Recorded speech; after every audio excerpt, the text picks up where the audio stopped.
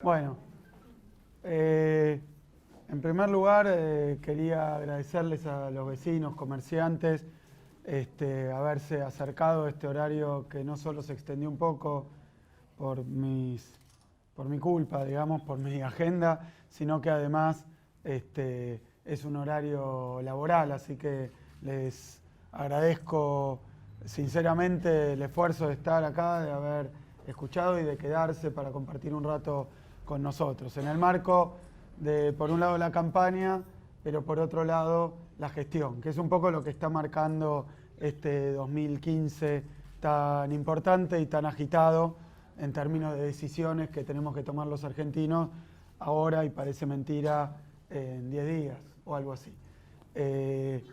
Yo después quiero agradecer a nuestros comuneros, efectivamente han insistido para que estemos acá,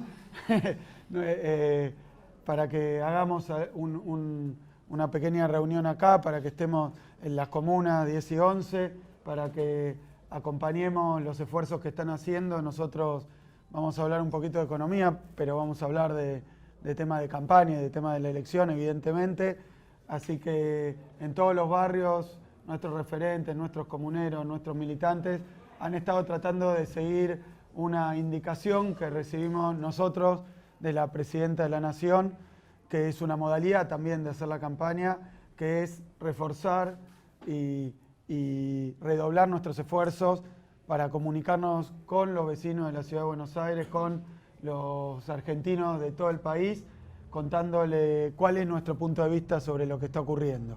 Nosotros, a diferencia de otras fuerzas políticas, no contamos con, digamos, con el beneplácito, por decirlo de alguna manera, de los medios de comunicación dominantes. Digo esto porque a mí me ha tocado ser víctima permanente de campañas en contra de mi persona, en contra de mis tareas, en contra de mi pasado, en contra de mi familia, en contra, ya no sé qué más puedo decir, pero campañas, verdaderas campañas dedicadas a generar una sensación y determinado sentimiento, y a veces son campañas que yo caracterizo sin ser conocedor de esto como subliminales, digamos, campañas ocultas.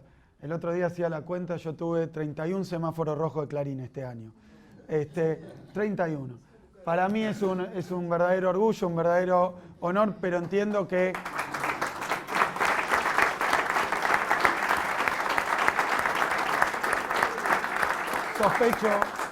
sospecho que no me lo hacen para que yo me sienta feliz y orgulloso.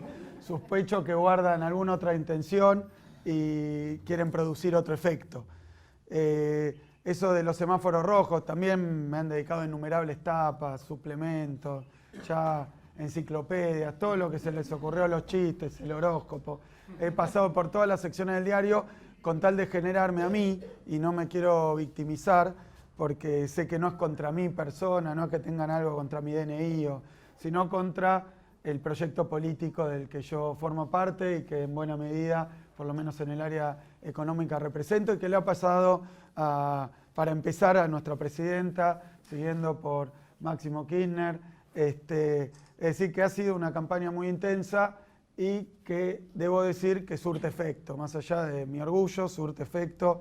No es gratuito que todos los días en TN lo pongan a uno, qué sé yo, diciendo, la cagó de nuevo, es un tonto, es un inepto, se equivocó, no sabe nada, es inexperto, viene de la academia, así que no tiene saber práctico. Bueno, todo lo que saben, que desde el primer día que aparece un funcionario cerca de la presidenta y que va a tener algún protagonismo, alguna relevancia. A mí me tocó uno de los cargos que debo decir son con mayor exhibición, con mayor exposición, y me animo a decir uno de los más difíciles seguramente en todo gobierno, y en la Argentina en particular, que es el de ser ministro de Economía, así que eso se intensificó. Esa campaña son campañas que a veces, por eso mencionaba el semáforo rojo. El semáforo rojo al lado dice algo, pero a nadie le importa qué le dice. El punto es poner tu carita redonda al lado de un rojo y que todos los días el lector de ese diario se desayune con vos y al lado un color rojo de la cagó de nuevo, ¿no? Entonces, me parece que esas campañas surten efecto. De hecho, uno mira las encuestas después, imagen negativa, y claramente hay un dato de las encuestas que a mí siempre me ha llamado la atención y me parece que es una virtud que han tenido estas campañas contra el gobierno y en particular en el terreno de la economía. El otro día observaba una reciente que, por ejemplo, creo que eran 1000 casos.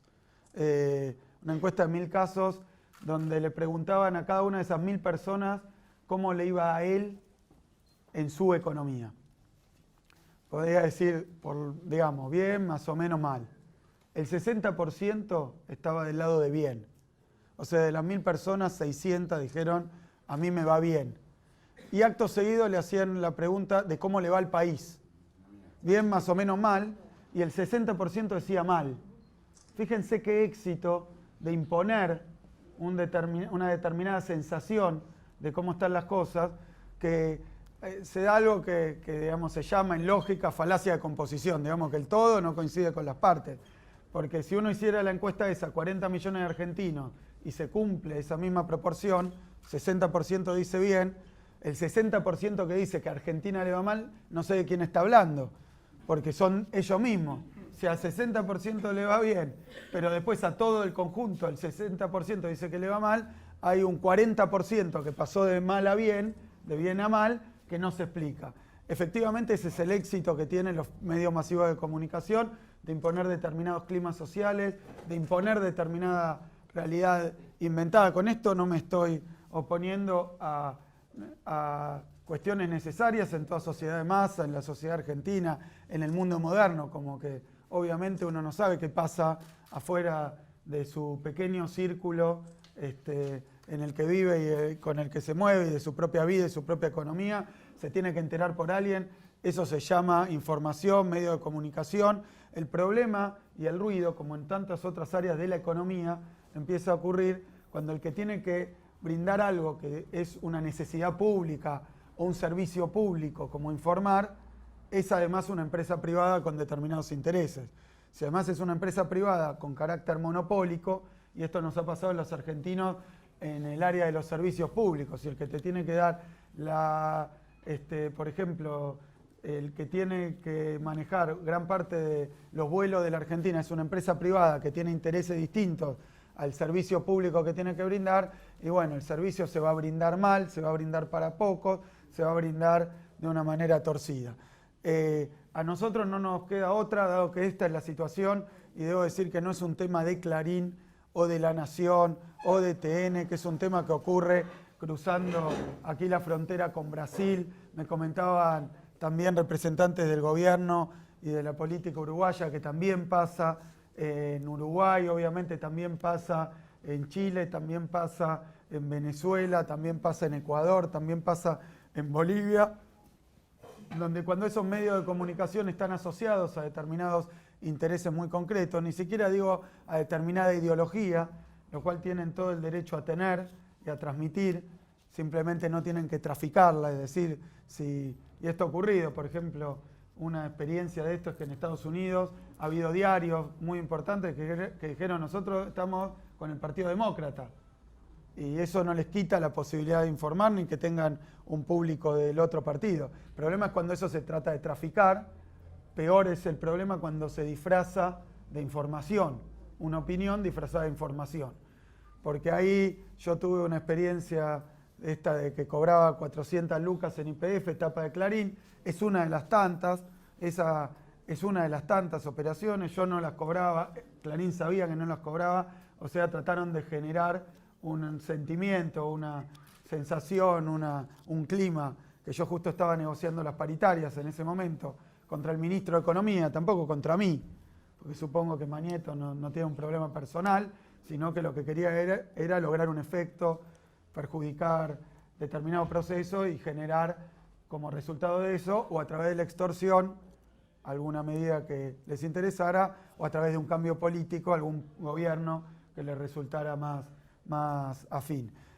Digo esto porque nosotros, más allá de que tratan de instalar que el gobierno, que las cadenas nacionales, la verdad que uno observa que ese poder que tienen, repito lo del salario en YPF, pues yo me desperté a la mañana, estaba en tapa de Clarín, y cuando llegué a contestarlo, que serían las 8 y pico de la mañana, la verdad que ya había repicado en todas las radios de todo el país, que son se suman por miles, y era una noticia que se leía, mirá vos, el ministro de Economía cobra, y el efecto ya estaba logrado. Y después yo empecé a hablar con uno, con otro, pedí que se retractaran.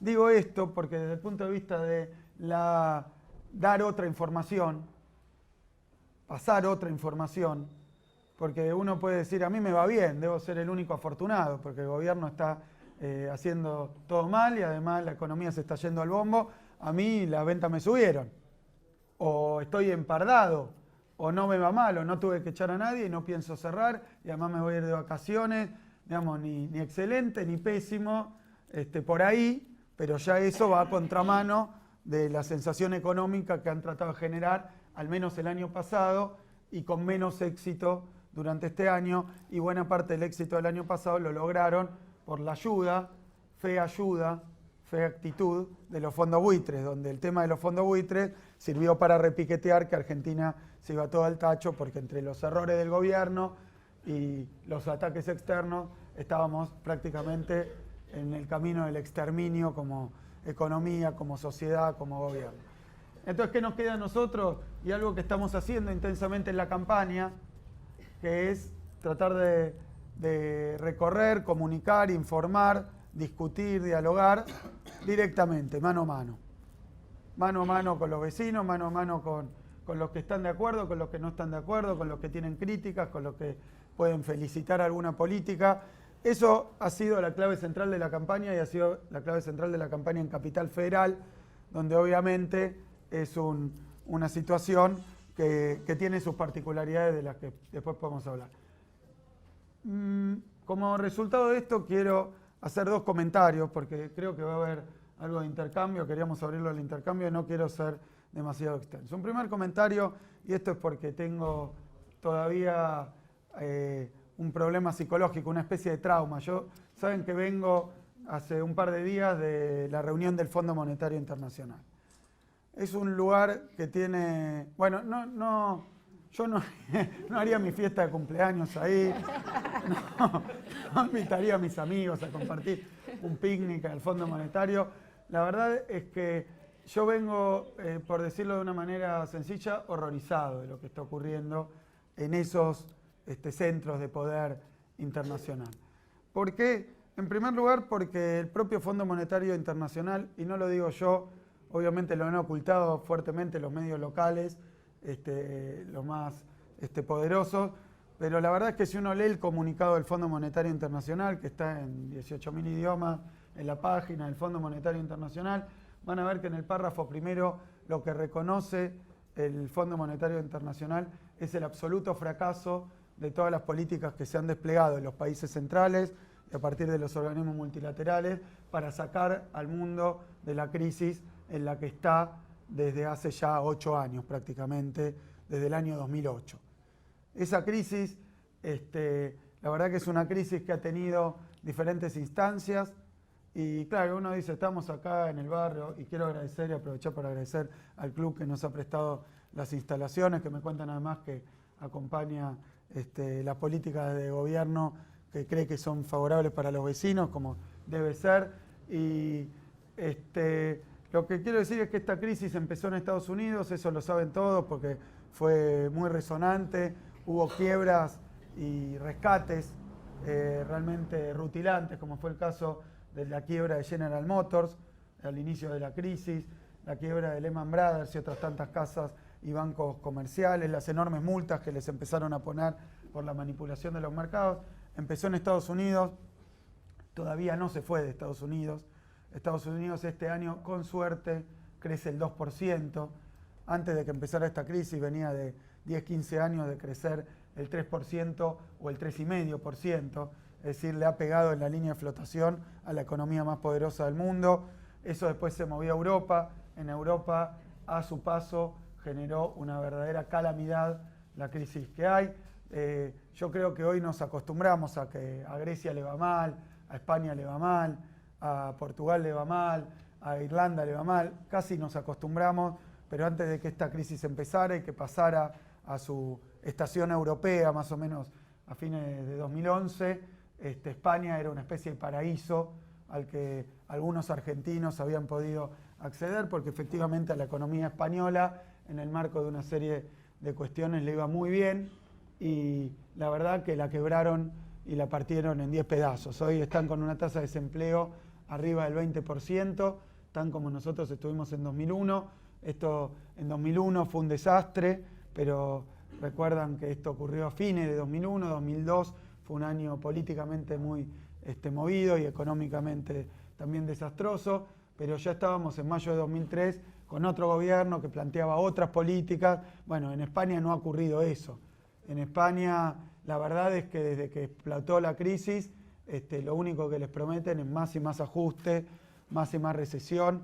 He visto las proyecciones para la economía española que hablan de que faltan 5 años para que la tasa de desempleo baje del 18%, es decir, le están pronosticando prácticamente una generación que va a vivir sin trabajo, a una generación, sobre todo a la parte de los jóvenes, que es el 50% de los jóvenes que están desempleados. Yo lo digo porque a veces uno pierde la dimensión, es un numerito en el diario y uno dice, sí, bueno, la crisis española, la crisis en Grecia, no se soluciona, la zona euro, pero nosotros que la vivimos no podemos más que expresar nuestra enorme preocupación y solidaridad con el pueblo español, con el pueblo griego. Tasa de desempleo del 25% es haber roto el tejido social, haberle roto el futuro, las posibilidades, las esperanzas a millones y millones de personas, y esto ha ocurrido en Europa y no se solucionó y está lejos de solucionarse, y esa crisis ahora se desplazó y está empezando a pegar en las llamadas economías emergentes, es decir, en el mundo subdesarrollado, el tercer mundo, como quieran llamarlo. Fui al Fondo Monetario Internacional, han revisado de nuevo las estadísticas, las proyecciones para contarnos lo que ya sabíamos, que es que el mundo no va a salir de la crisis este año ni el que viene. Es decir, que la crisis va a llevar pronto 10 años.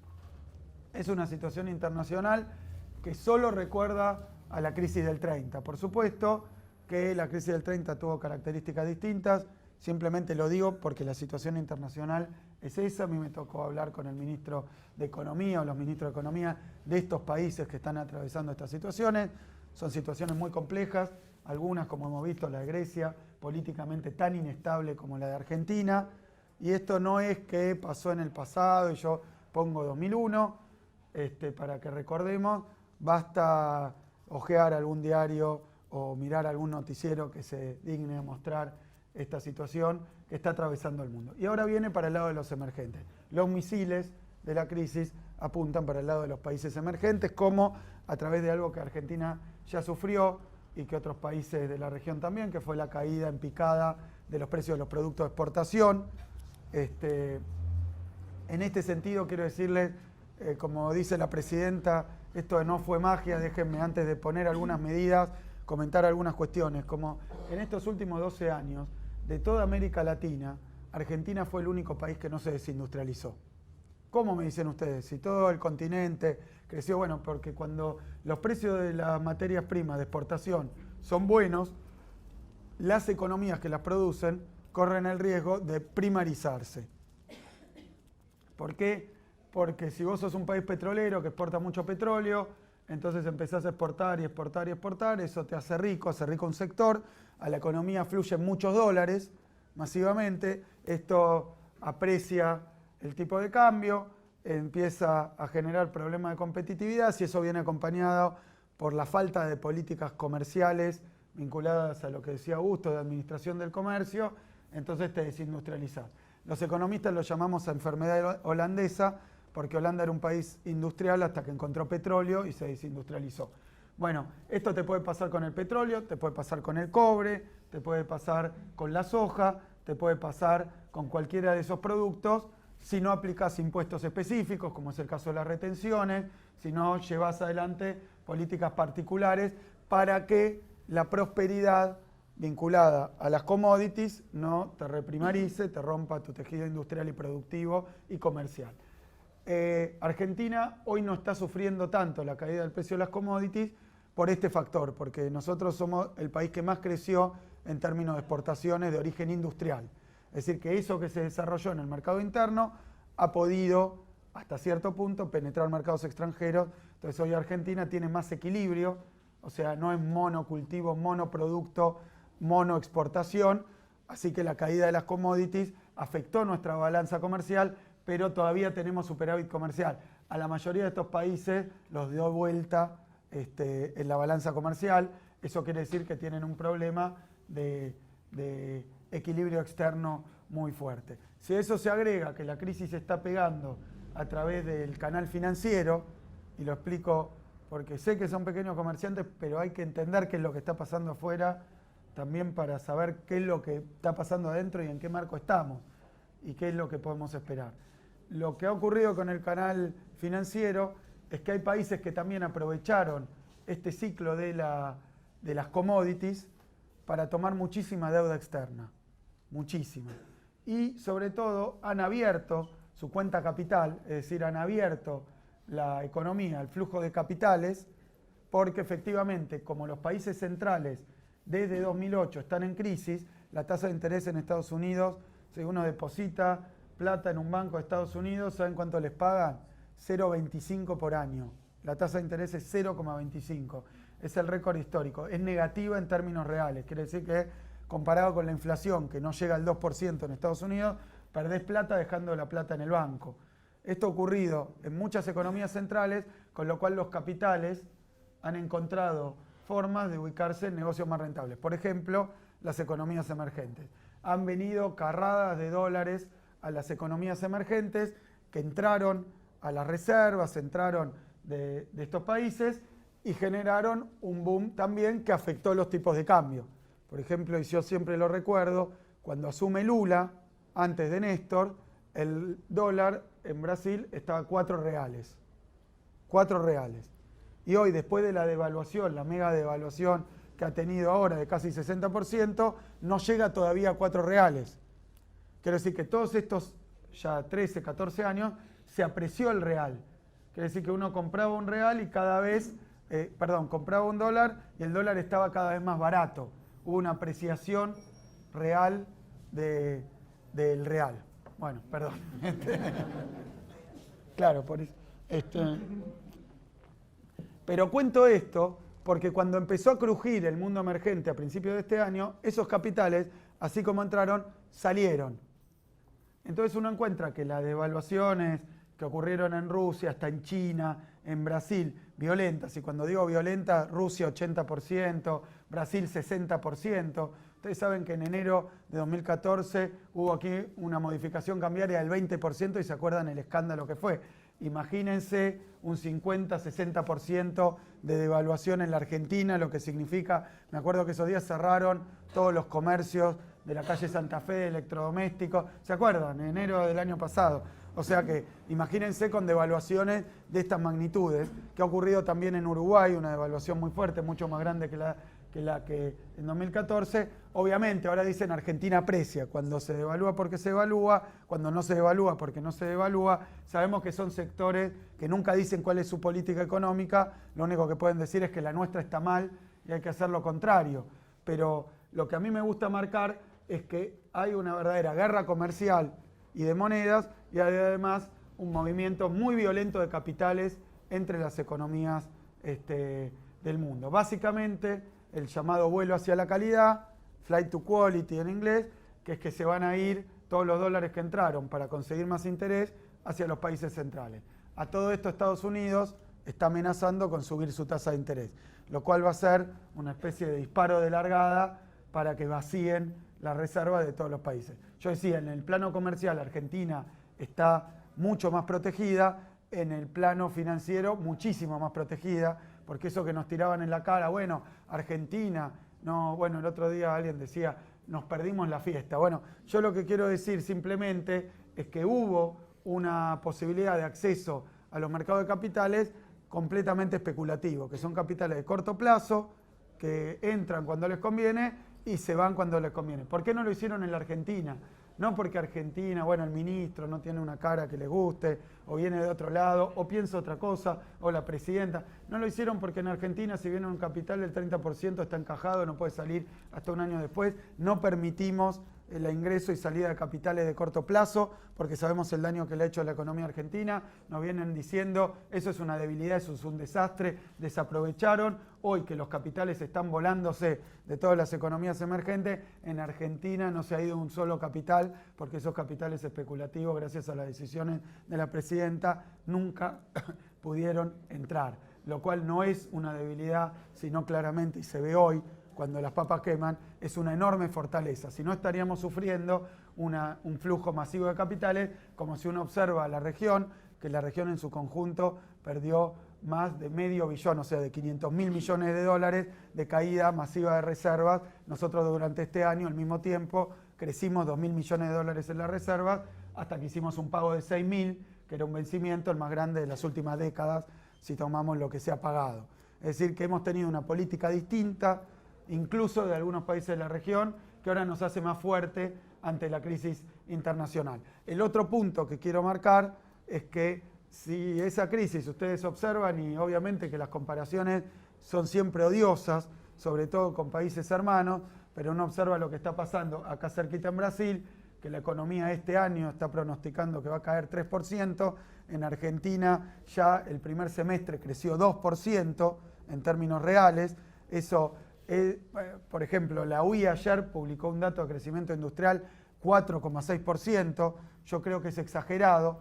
¿Por qué digo que lo publicaron así? Lo digo públicamente, me parece que venían disimulando el crecimiento que había por alguna decisión que tenía su conducción, y ahora que ya es claro, contundente, que la economía ha crecido también en el sector industrial, se han puesto al día todos juntos, lo cual ha llegado a la tremenda paradoja de que alguien va a decir, INDEC miente, porque nosotros dimos un crecimiento del 0,5 y ellos del 4,6. Y a mí me parece que este exceso de optimismo responde a que las estadísticas del sector privado siempre están asociadas a determinados intereses, pero indudablemente no hay nadie hoy en la República Argentina que no diga que durante este año se ha desacelerado la inflación y ha crecido la economía, y al mismo tiempo ha crecido también, y esto es lo que quería señalar, porque Augusto repasó algunas políticas. Yo hoy digo, ahora 12, ¿ustedes conocen el hora 12? ¿O ustedes conocen precios cuidados?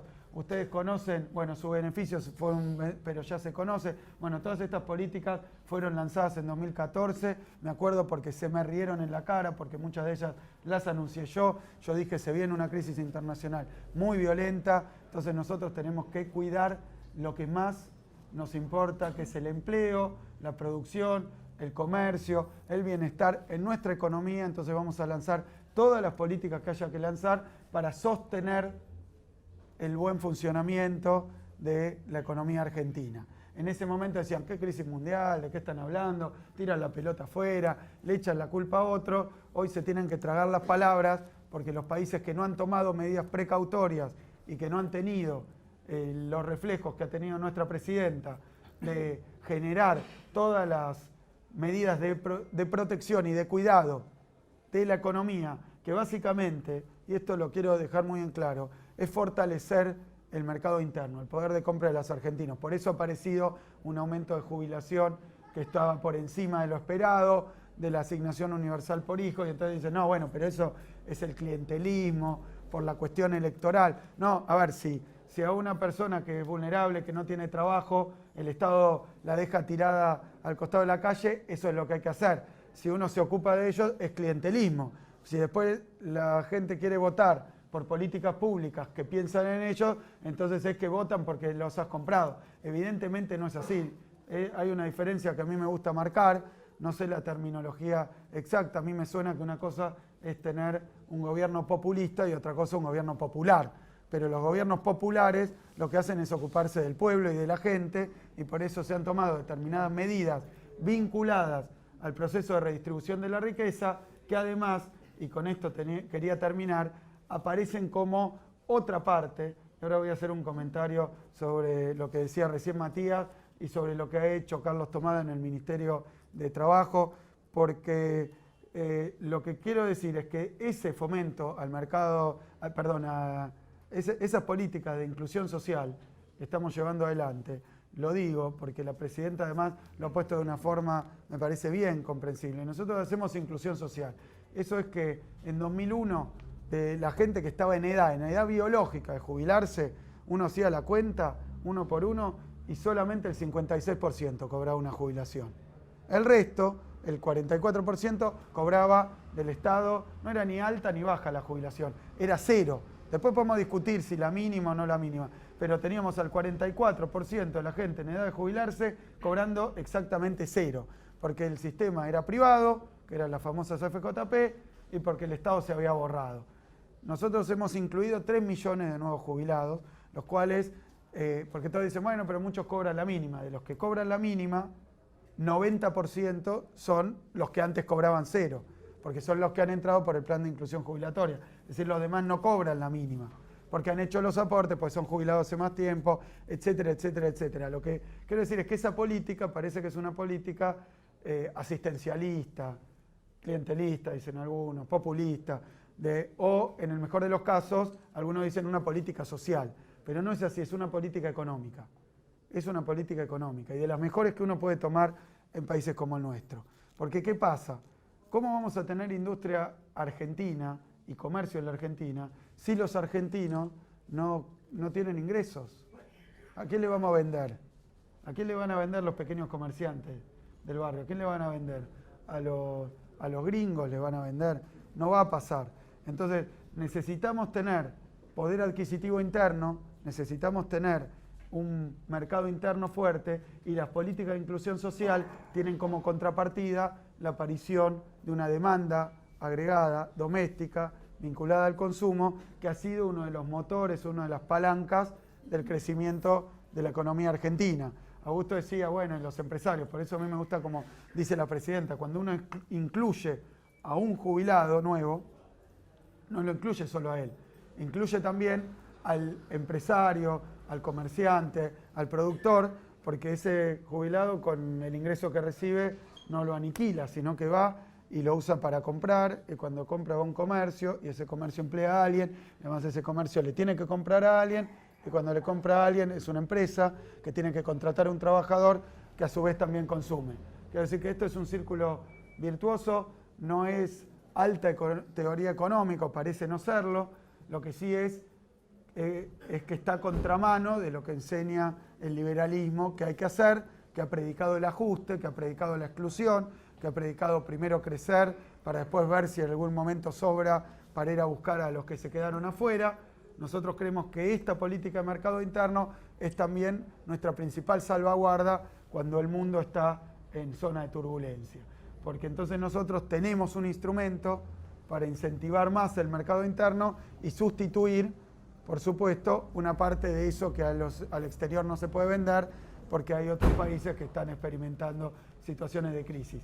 Ahora, cuando lo hacemos, ¿qué nos dicen? Aumentó el gasto público. Pero claro, porque no fue magia y no somos magos. Quiero decir que gastar más para que ustedes puedan vender implica recaudar más en la medida de lo posible y eso volcarlo a través de los mecanismos que tiene el Estado Nacional, que efectivamente es usar al Estado. Esto tampoco es un invento argentino, se llamó New Deal en los Estados Unidos, así salieron de la crisis del 30, se llamó keynesianismo en todo el mundo, se llamó peronismo en la Argentina, pero es una medida que nos ha permitido que cuando uno compara, de nuevo digo es odioso, no nos esté ocurriendo cosas hoy, no el año que viene, sino hoy, en este año, que hay países que les iba bárbaro y ahora están en el terreno negativo y cayendo.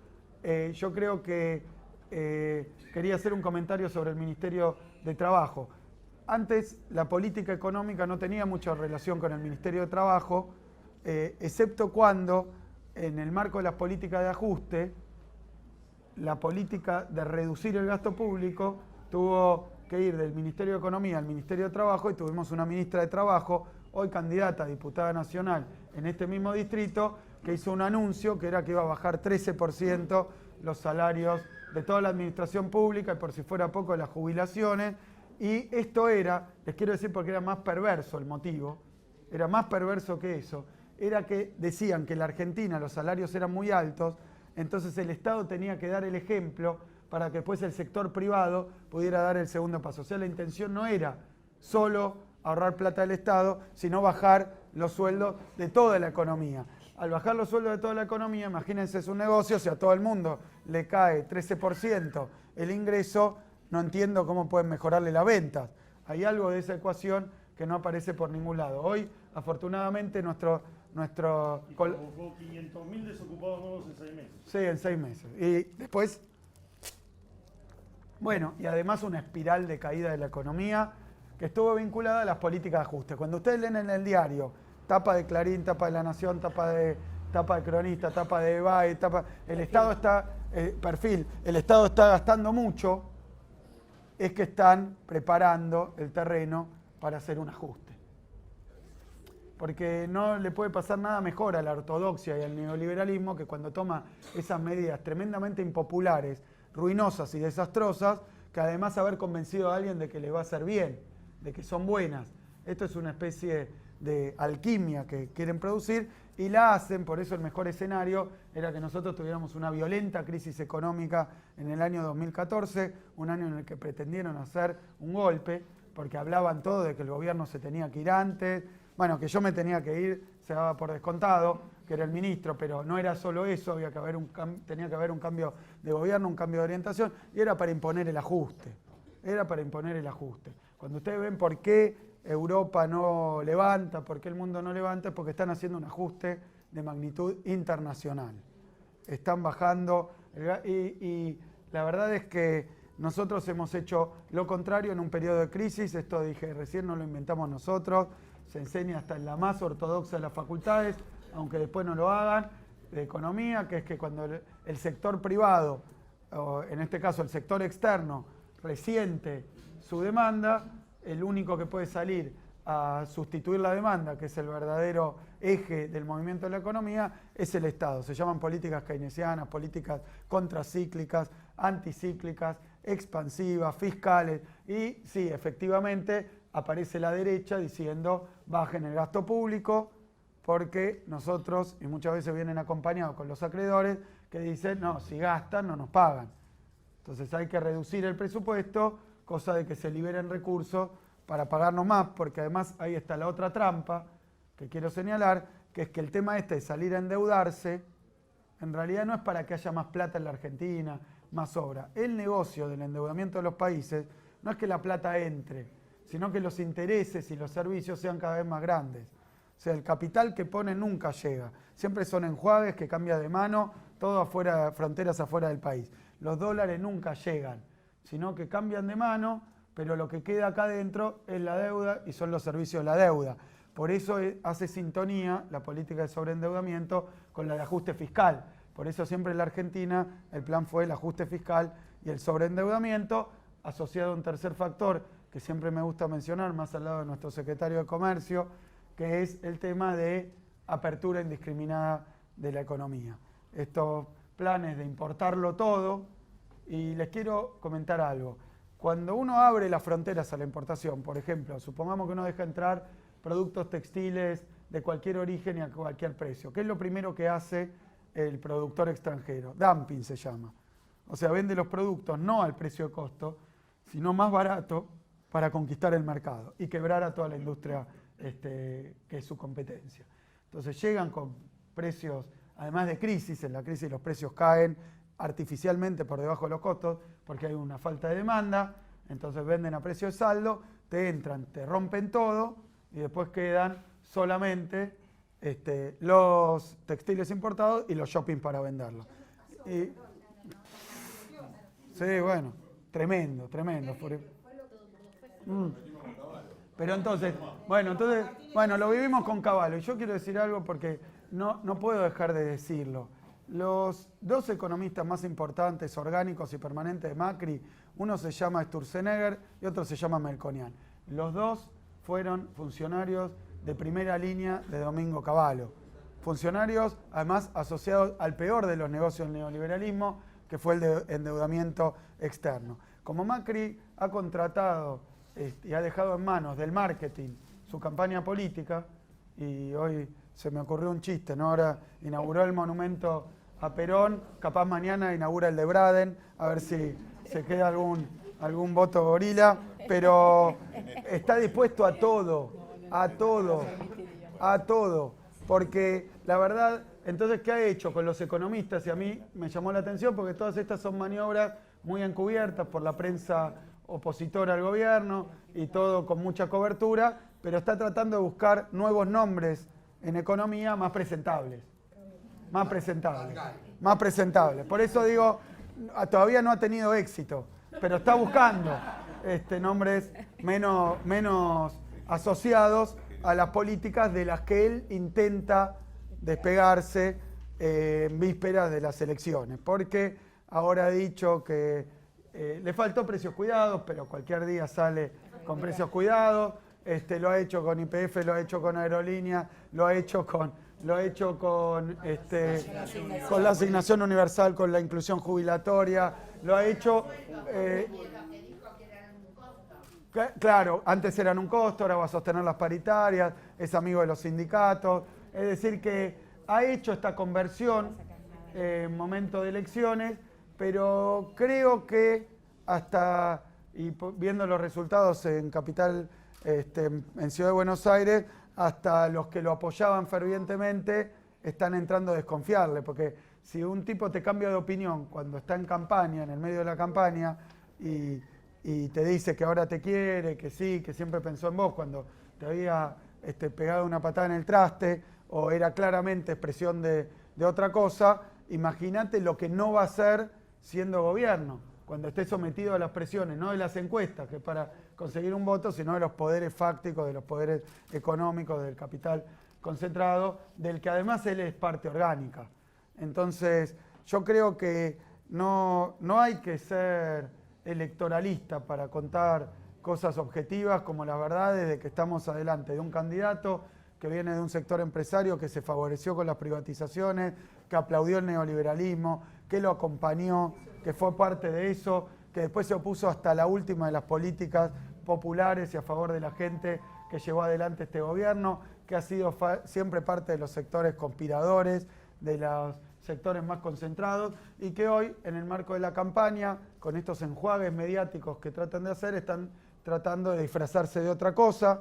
Han creado, creo yo, que se les ha ido la mano en crear un Frankenstein, al que se le notan las costuras, se le notan los tornillos, y se le nota el maquillaje y los cambios permanentes. Pero evidentemente, como decía recién, en Capital Federal estuvo a esto de perder las elecciones con un candidato también inventado por el marketing, es decir, que hasta un candidato inventado por el marketing con un discurso parecido ha seducido a buena parte de sus votantes. Es decir, que me parece que hay una crisis ahí que está también disimulada, que después fue unas primarias donde obtuvo el magro 24% en esas primarias, que sumando todo parece que se acercaría al 30% con la proyección, pero esos son los números por lo menos que se están manejando en las encuestas. ¿Qué quiero decir? Que es un momento muy importante donde en otros países de la región ha habido un intento de resurgimiento del neoliberalismo con candidatos nuevos, con candidatos propios, fenómenos muy parecidos y que no han podido ganar ni en Uruguay, ni en Brasil, ni en Ecuador, ni en Venezuela, ni en Bolivia, ni en Chile, no han podido, pero bueno, está siempre una entente, una alianza, un grupo internacional trabajando para que América Latina vuelvan esos países, que vuelvan esos gobiernos que sí ese 5 de noviembre de hace 10 años hubieran con gusto, le hubieran dicho a Bush en Mar del Plata, sí al ALCA, entremos nomás, porque son afectos a ese tipo de política. Yo creo que, de nuevo, en diálogo, y me parece que a días ya de tener esta importante elección, yo, como sé que no todos están de acuerdo con todo lo que hicimos, no estaban conformes con los resultados y piensan, yo les digo y estoy convencido de que la política neoliberal en la Argentina se dedicó sistemáticamente a destruir capacidad productiva, capacidad comercial, empresas, trabajo, lo destruyó todo, privatizó las empresas, saqueó el Estado, nos dejó en Pampa y la Vía y terminó toda esa aventura estrellándose contra el iceberg de la crisis de 2001 y mostrando toda la desnudez de esas políticas. Yo creo que el año pasado trataron de imponer una agenda y una situación donde pensaron que generando una crisis económica, un clima de crisis económica, iban a poder lograr el apoyo popular para las políticas liberales. No lo consiguieron, ahora están tratando de camuflar a sus candidatos liberales de populares, los están tratando de convertir en una cosa que evidentemente no son, lo cual no deja de ser un triunfo, porque a mí me da la sensación de que nadie en la Argentina, en su sano juicio, va a votar por el ajuste, va a votar por el endeudamiento externo, va a votar por volver al Fondo Monetario, va a votar por destruir la industria nacional, va a votar por devolver a los privados YPF, aerolíneas, por dejar a 3 millones de argentinos sin su jubilación, que es un derecho, volver para atrás. Nadie lo va a votar, entonces no le queda otra que camuflar su programa, pero simplemente en circunstancia electoral. En ese sentido, creo que hay que hacer un trabajo, yo sé que es un trabajo arduo, porque hay que, por un lado, mostrar que en 12 años se ha hecho mucho, que buena parte de esos 12 años fueron simplemente salir de ese profundo pozo donde nos habíamos quedado, había que renegociar una deuda, había que arreglar y sanar muchísimas heridas. Ahí apareció Néstor poniendo un salario mínimo que crecía por decreto prácticamente, empezar a incluir a los jubilados, recuperar las jubilaciones, después recuperar una cosa, otra, y hemos trabajado en eso intensamente 12 años, pero falta mucho para hacer, falta mucho para hacer. Yo creo que esa es la clave central.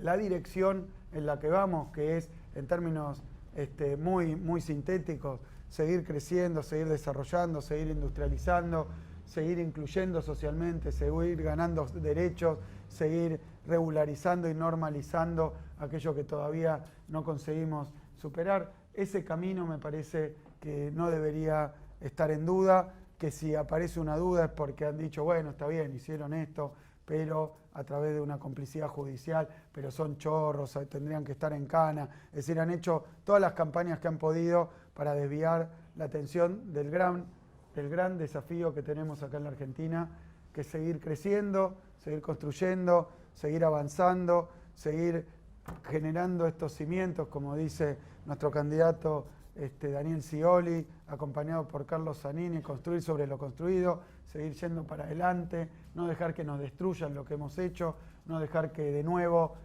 se hagan un picnic y un festival con nuestro dinero, con nuestra plata, los banqueros, el sector financiero internacional, y esto ya ha ocurrido una vez en la Argentina. Por eso venimos a los barrios a mostrar cuál es nuestra propuesta, a mostrar que realmente estamos muy conformes, muy contentos, porque sabemos que hacer muchas de estas cosas es enfrentar a sectores muy poderosos, enfrentar a los sectores más poderosos y más concentrados. Ahora con los buitres se vio prácticamente la economía internacional.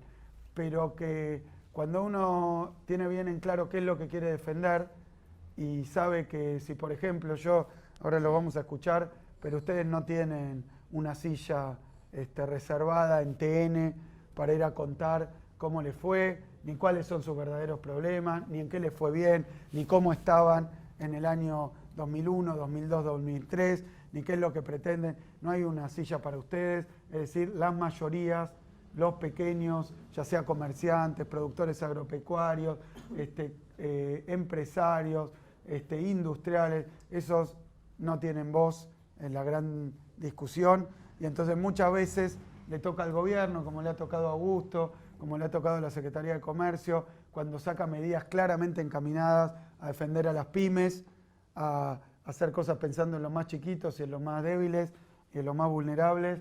Le ha tocado recibir, y le ha tocado al gobierno y a sus funcionarios, recibir el ataque despiadado y absolutamente falso y mentiroso de las corporaciones. Esto nos ha pasado con la ley de defensa del consumidor y de la defensa de la competencia, que han puesto ley de abastecimiento, chavismo, socialismo, desastre, cómo el Estado se va a meter en tu comercio, te va a poner los precios, te va a decir qué día abrís, cuánto trabajás, los salarios.